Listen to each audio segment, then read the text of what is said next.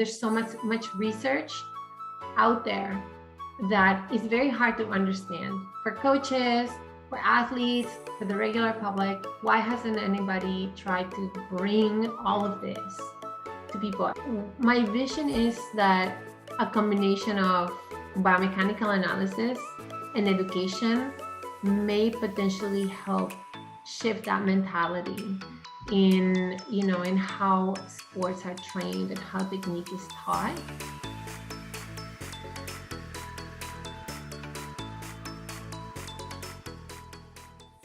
Hi, Liz, and welcome to Science in the Break. Thanks for inviting me. My first question for you is if you can tell me a little bit about yourself, your education, and steps you took after your PhD. And I know you started a new kind of venture called Kinetica.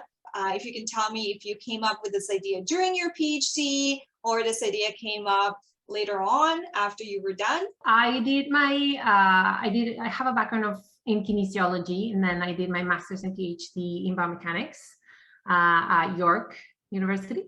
My focus was always on ergonomics. So my focus was like the injury prevention through the modification of different movement strategies, and just kind of create recommendations so that we would make, like the tasks for workers safer.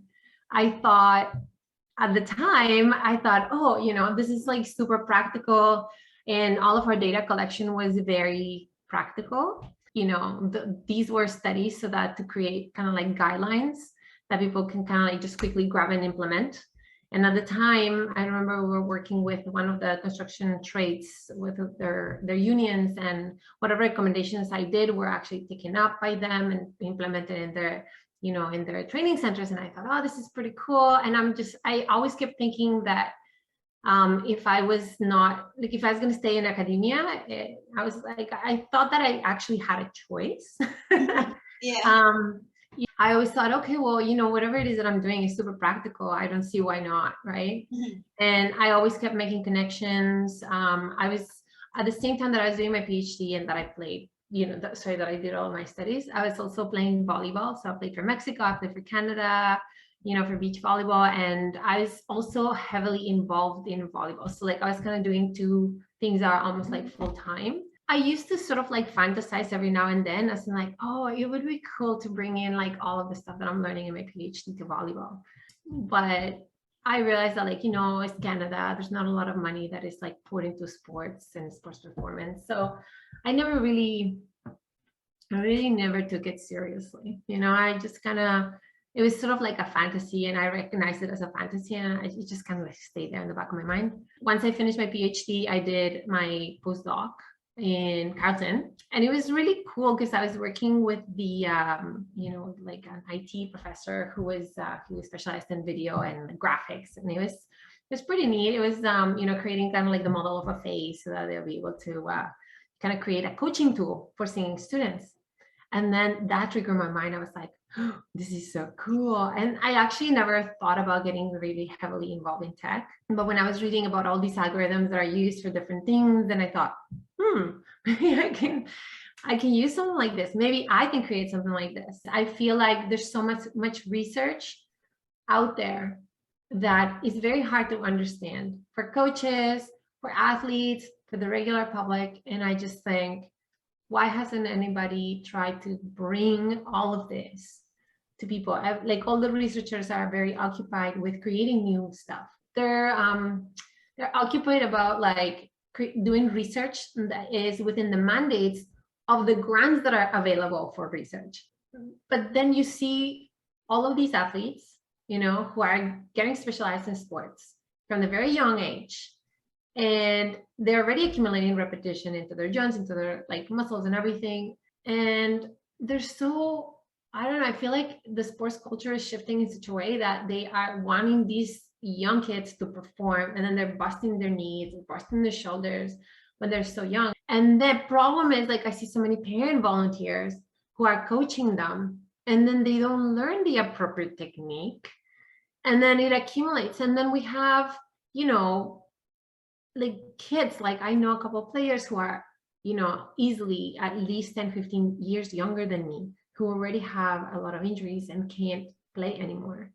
And then I'm thinking, I don't even know if they're going to be able to work out when they get to my age. Yeah, we chatted about this very briefly before, like with my teaching in like coaching in tennis kind of experience too. I saw this as well, where the biomechanics really played a big role in how I view the movement and what you need on a tennis court to be successful. And I saw these coaches, teaching kids, mechanics that would, basically predispose them to injury.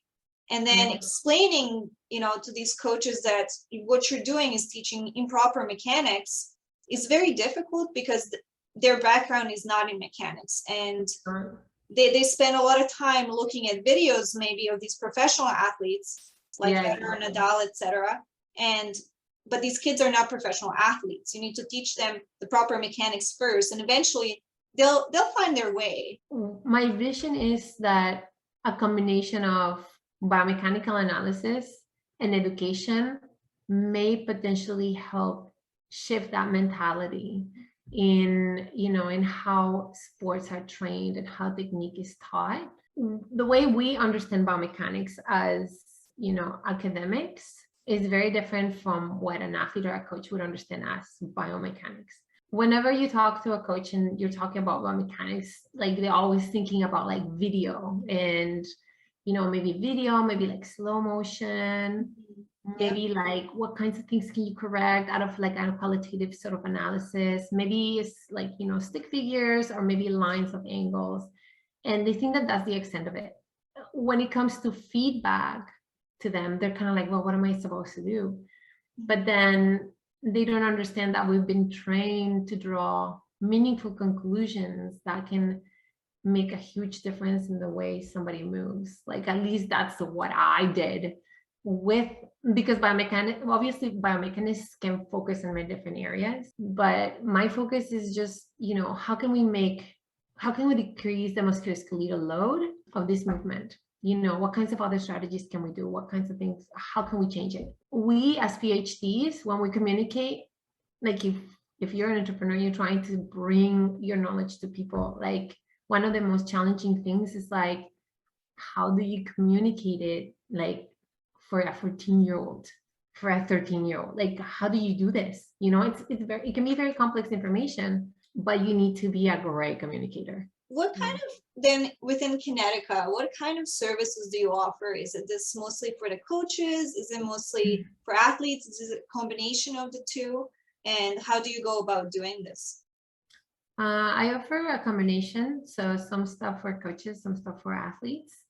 I've done everything from like, conferences and workshops for like sports organizations here and in Mexico. And I also did one for like different Latin American countries.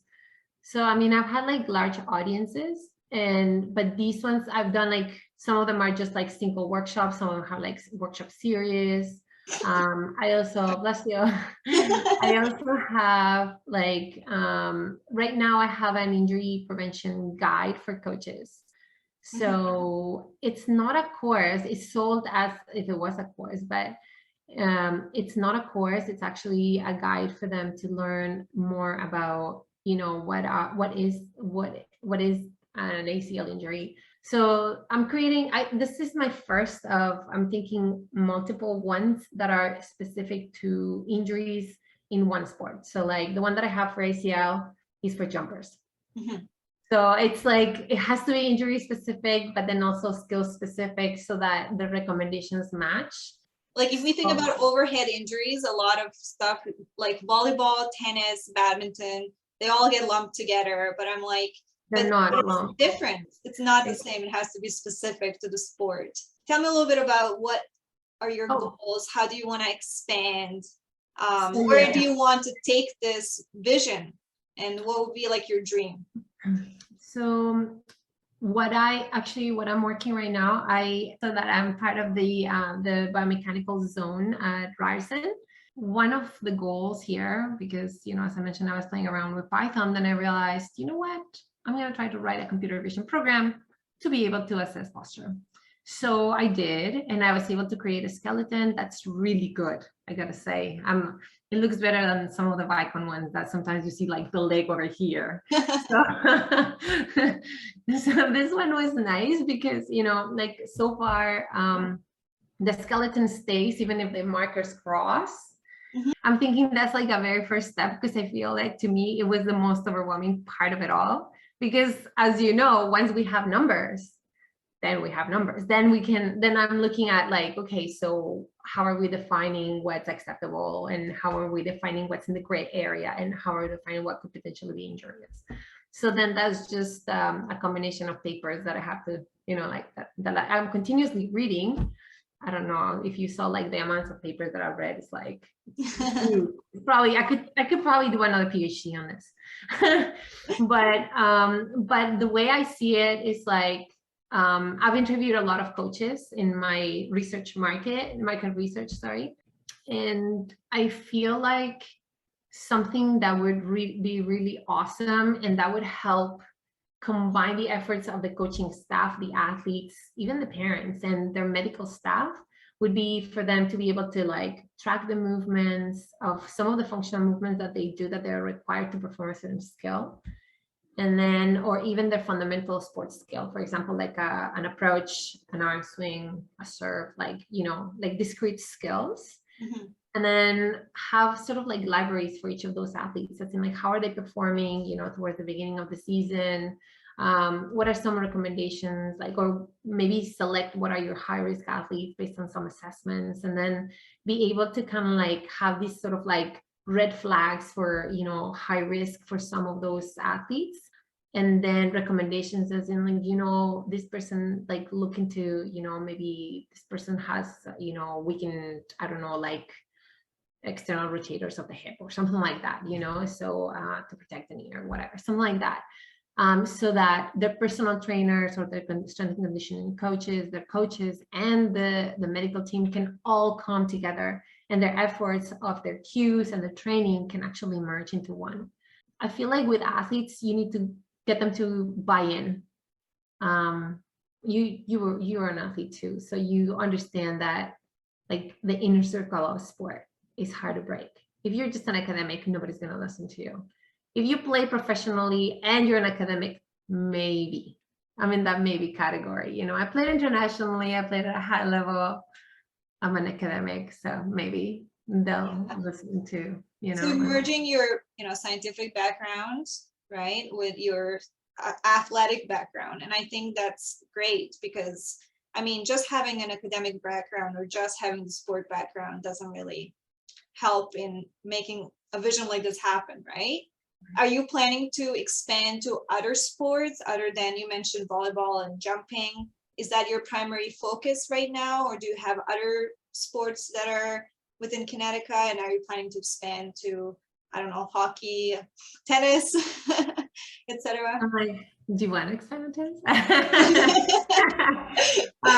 I love tennis, but I'm not an expert of tennis. And I think for me to be able like to do a really good job, it has to be a skill that I've already done and that I already know how it feels and I already know the challenges. So I'm also working towards running because I've done running in the past. I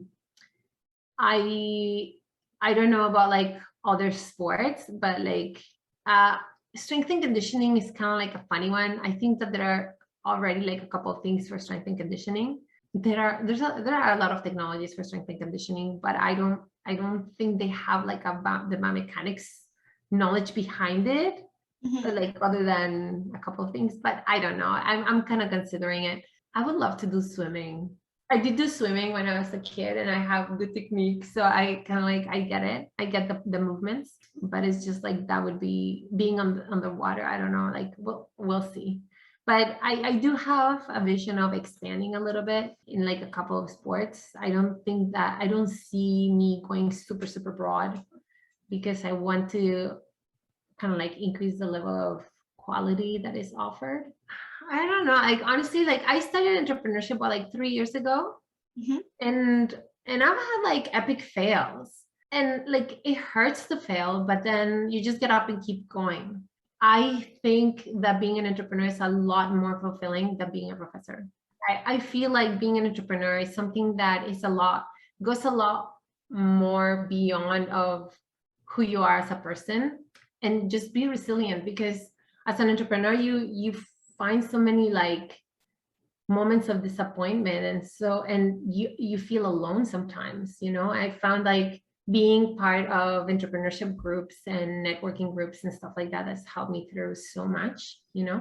Honestly, like I want you, or like if there's anybody else who want to do like a similar thing and they're afraid or whatever, like I've I've learned a lot of things about businesses, about marketing, about some stuff. Like if there's anything I can help, like you can ask me. I think collaborating brains are better. So, like if you ever need help, or like anybody ever needs help, like you can feel free to contact me, like honestly.